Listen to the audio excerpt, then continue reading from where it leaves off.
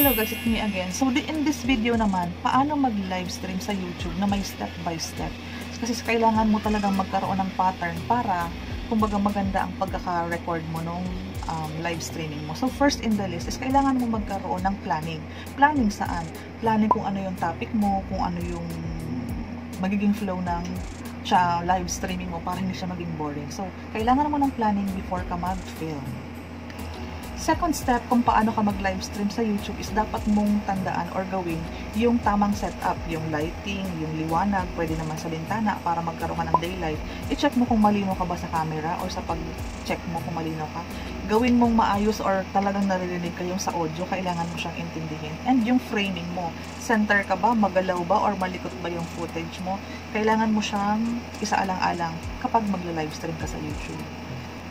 Third step, kapag magla-livestream ka, aralin mo yung tungkol doon sa pagla-livestream through StreamYard and My Nightbot. Kaya may advantage kasi yung live streaming na ginagamit mo yung StreamYard. Link below, ilalagay ko siya or dito ilalagay ko siya dyan sa taas. Lalabas siya dyan maya-maya. StreamYard, pwede mo siyang gamitin kapag nagla-livestream ka. Fourth step during your live streaming is ilista mo na yung may mga pa-shoutout or yung mga pa-promote sa YouTube channel mo para mamaya hindi ka naghahang, hindi ka naghahanap, hindi ka ngarag. Dapat nakaredy na yung lista ng mga i-shoutout mo or yung i-copy-paste mo para si Nightbot i-copy-paste na lang siya doon sa live chat mamaya.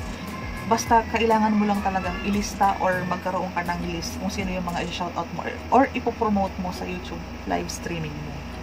Fifth na step na dapat alam mo kapag nagla-livestream ka, dapat, since live na ito, di parang entertainment siya, di ba?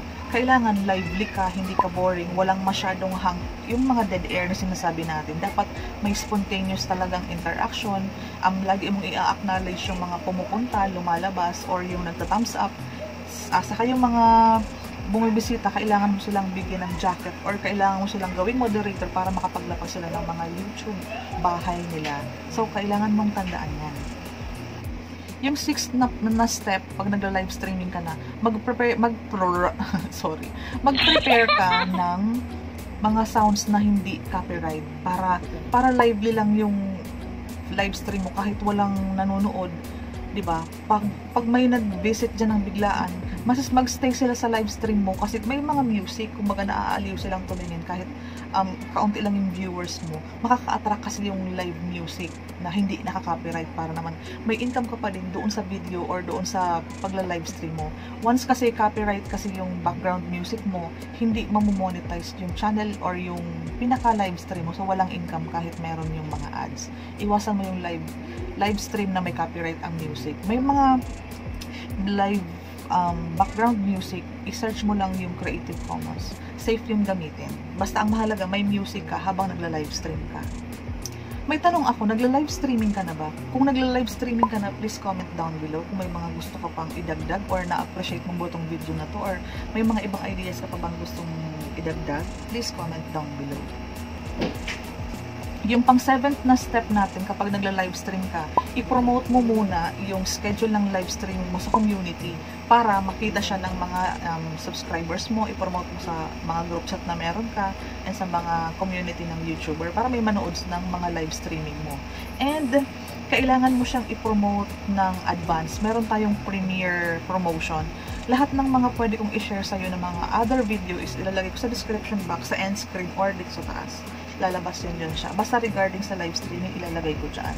So, kailangan mo munang i-promote yung schedule mo. Halimbawa, magpe-premiere ka ng, January 28, 2021. I-advertise mo na siya one week before, 3 days before, para may manood doon sa premiere ng live streaming mo. Yung next step kapag nagla-live streaming ka is, kailangan mo kasing maging fix. Kung halimbawa, nagpo-promote ako ng live streaming ko during 8 to 10 a.m. and 6 p.m. to 8 p.m. Dapat meron kang regular schedule. Kung ano man yung gusto mong schedule or ano man yung araw na gusto mo, daily or MWF or every Saturday and Sundays during these times. Para yung mga avid fans mo, supporters mo, subscribers mo, alam nila kung anong oras kanila i-follow or nakanote din sa kanila, mag-set sila ng reminders na si Coach Cindy magla-livestream siya ng ganitong oras sa ganitong araw.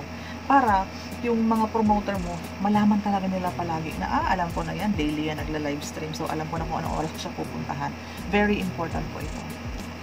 there you have it. Those are our paano mag-live stream sa YouTube step by step. And meron pong part 2 ang video na ito. Ang title naman ng isang video na ito regarding live streaming na makakatulong po sa inyo is yung advantages and benefits kung bakit kailangan mong mag-YouTube streaming. So, please give me a like, comment down below kung na-appreciate mo ang video ko, and please panoorin mo tong second part ng video na to para mas ma-realize mo na kailangan mong mag-live streaming kasi ang daming advantages and benefits ng pangalawang video na ipapadala ko sa inyo. So, nasa end screen siya on lumalabas sa taas. Thank you!